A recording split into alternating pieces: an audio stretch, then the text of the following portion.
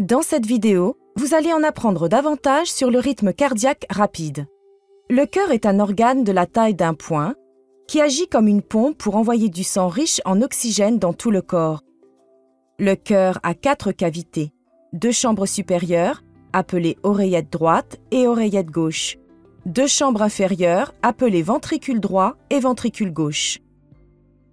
Des signaux électriques réguliers et rythmiques permettent au cœur de pomper le sang. Un cœur sain bat 60 à 100 fois par minute. L'exercice, le stress ou la peur peuvent faire battre le cœur plus vite, mais c'est une réaction physiologique normale. La tachycardie est un rythme cardiaque anormal où le cœur bat trop vite. Le cœur bat plus de 100 fois par minute sans raison apparente. À un rythme aussi rapide, le sang n'est pas pompé efficacement vers le corps et le cerveau. La tachycardie peut entraîner des arythmies potentiellement fatales ainsi qu'une mort subite cardiaque, aussi appelée MSC. La MSC résulte d'un problème électrique du cœur qui déclenche un rythme cardiaque dangereusement rapide. Ce rythme cardiaque rapide et irrégulier fait trembler le cœur au lieu de le contracter ou de le faire pomper. Lorsque le cœur cesse de pomper le sang, l'oxygène ne peut pas atteindre le corps et le cerveau. Si elle n'est pas traitée immédiatement, la MSC peut être fatale.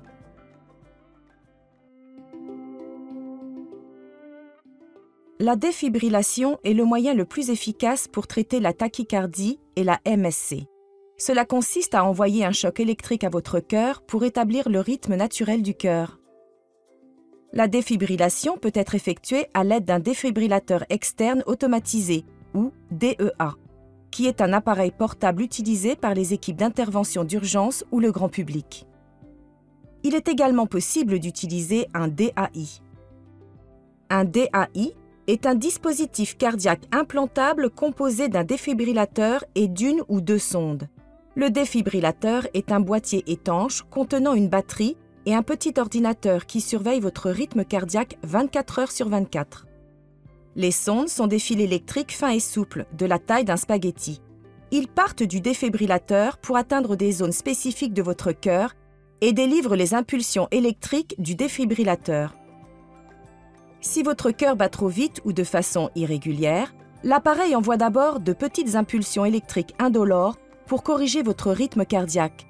C'est ce qu'on appelle la stimulation antitachycardie ou ATP. Si le rythme cardiaque rapide persiste, le défibrillateur envoie un choc électrique pour ramener votre cœur à un rythme normal. Le DAI peut également traiter les rythmes cardiaques lents en envoyant des impulsions électriques au cœur pour le corriger. Votre médecin déterminera si vous avez besoin d'une ou 2 sondes pour traiter votre pathologie.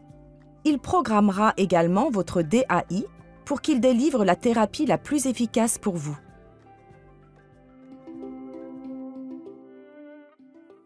Le jour de l'intervention, votre équipe soignante vous aidera à vous préparer à l'opération. La procédure a lieu dans une salle de cathétérisme où sont effectuées les interventions chirurgicales mini-invasives. Avant la chirurgie, des médicaments peuvent être administrés pour vous rendre somnolent et détendu. Généralement, l'intervention est réalisée sous anesthésie locale. Une petite incision d'environ 5 à 10 cm de long sera faite dans la partie supérieure de votre poitrine, juste en dessous de votre clavicule. 1 ou 2 sondes seront guidées à travers une veine jusqu'à votre cœur, puis elles seront connectées au DAI. Les paramètres du DAI seront réglés et l'appareil sera testé pour s'assurer qu'il fonctionne correctement pour répondre à vos besoins.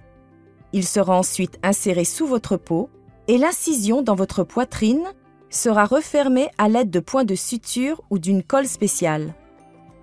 L'ensemble de la procédure dure généralement entre 1 et 3 heures.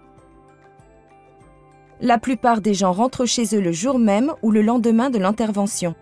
La durée de votre rétablissement varie généralement. Les patients reprennent leur routine en 6 à 8 semaines.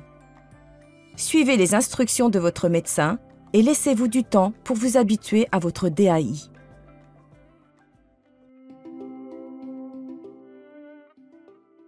Après l'intervention, vous recevrez une carte d'identification de votre DAI. Gardez-la toujours sur vous, car elle contient des informations importantes sur votre dispositif. Votre médecin fixera des rendez-vous de suivi au cours desquels votre DAI sera contrôlé. Profitez de cette occasion pour poser toutes les questions que vous souhaitez. La surveillance à distance offre un accès facile aux informations et permet à votre médecin de surveiller votre appareil et votre état cardiaque. Demandez à votre médecin si cette surveillance est une option pour vous. Il existe certaines précautions pour les personnes vivant avec un DAI, comme garder une distance de 15 cm minimum entre votre DAI et votre smartphone ou des objets contenant des aimants par exemple. Si votre médecin n'y voit pas d'objection, vous pouvez reprendre toutes les activités que vous pratiquiez avant de recevoir votre DAI.